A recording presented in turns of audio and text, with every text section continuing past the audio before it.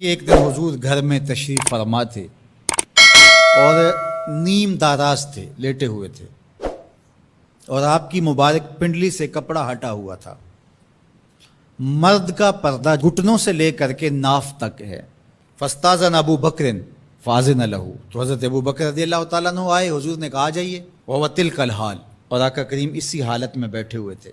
فتحدثا، وہ بیٹھے اور حضور سے ہم کلام ہوئے۔ ثم استاذن عمر، پھر حضرت عمر آئے، انہوں نے اذن طلب کیا تو حضور نے کہا آ جائیے، اور حضور اسی حالت میں تشریف فرما رہے۔ فتحدثا، وہ بھی بیٹھے اور گفتگو چلتی رہی۔ ثم استاذن عثمان، پھر حضرت عثمان کی آواز آئی، حضور میں اندر آ سکتا ہوں؟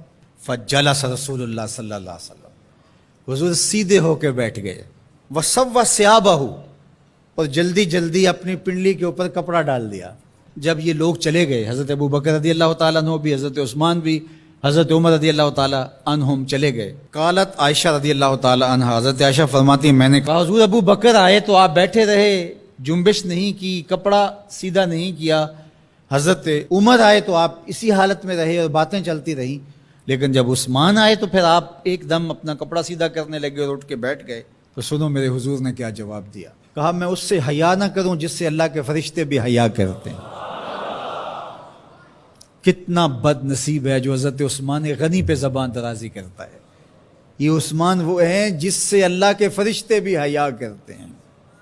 اللہ اکبر، یہ عظمت حضرت عثمان غنی رضی اللہ تعالیٰ عنہ۔ فرماتے ہیں حضرت مرہ بن قاب رضی اللہ تعالیٰ عنہ، حضور نے فتنوں کا ذکر کیا، فرماتے ہیں فمر رجل مقنع فی ثوب، ایک شخص گزرا اور اس نے اپنے سر کے اوپر چادر اوڑی ہوئی تھی، وہ چادر سے اپنے چہرے کو ڈھانپا ہوا تھا۔ فرمایا جب فتنے ہوں گے اور بہت فتنے اتریں گے تو یہ شخص جو گزر رہا ہے، یہ چادر اوڑے جا رہا ہے، یہ اس دن حق پہ ہوگا، یہ ہدایت پہ ہوگا۔ مرہ بن قاب کہتے ہیں میں دوڑا کہ میں دیکھوں یہ خوش نصیب کون ہے، تو جب نیڑے ہو کے دیکھا تو حضرت عثمان غنی رضی اللہ تعالیٰ، کیا تو میں نے حضرت عثمان غنی کے سر کو پکڑ کے حضور کی جانب ان کا رخ پھیرا۔ فقلت ھذا، میں نے کہا حضور یہ؟ کالا نام، کہا ہاں یہی۔ حضور نے حضرت عثمان غنی رضی اللہ تعالیٰ عنہ کی طرف اشارہ کر کے کہا جب فتنے بہت زیادہ ہو جائیں گے تو یہ شخص اس فتنوں کے زمانے میں مظلوماً شہید کیا جائے گا۔ تو حضرت عثمان غنی رضی اللہ تعالیٰ عنہ پر 40 دن تک پانی بن رہا، اپنے گھر میں معصور ہو کے رہ گئے، سخت اذیتیں کاٹیں۔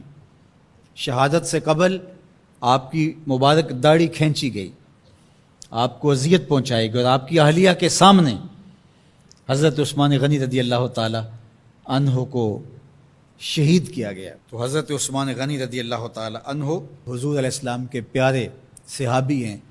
حضور کی 2 صاحبزادیاں یکے بعد دیگر حضرت عثمان غنی رضی اللہ تعالیٰ عنہ کے نکاح میں آئیں۔ آپ کے بہت سارے نمایاں وصف ہیں جن میں حضور کا 2 مرتبہ داماد بننا، اور پھر فرمایا اگر میری اور بھی صاحبزادیاں ہوتی تو میں عثمان سے نکاح کر دیتا، اور پھر ذوالہجرتین 2 ہجرتیں حبشہ کی جانب اور مدینہ المنورہ کی جانب، پھر شہادت کا اعزاز، اولین مسلمانوں میں ان کا شمار ہے، 10 مبشرہ میں ان کا شمار ہے، 4 خلفائے راشدین کے اندر ان کا 3را نمبر ہے، جمع قرآن اور نشر قرآن کی سعادت اللہ نے ان کے حصے میں رکھی۔ آپ کے اوصاف میں سے 2 وصف بہت نمایاں ہیں، ایک تو آپ کا سخی ہونا، دوسرا آپ کا وصف نمایاں حیا تھا۔ تو آج حضرت عثمان غنی رضی اللہ تعالیٰ عنہ کی ان صفتوں کو، حیا کو اپنے کلچر میں فروغ دینے کی ضرورت ہے، اپنی معاشرت میں فروغ دینے کی ضرورت ہے۔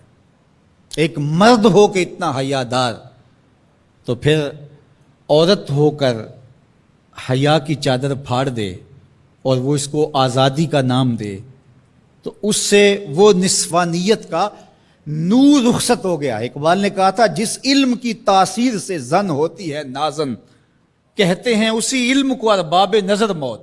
تو حضرت عثمان غنی رضی اللہ تعالیٰ عنہ حیا اور سخاوت کے بہرے بے کراں تھے۔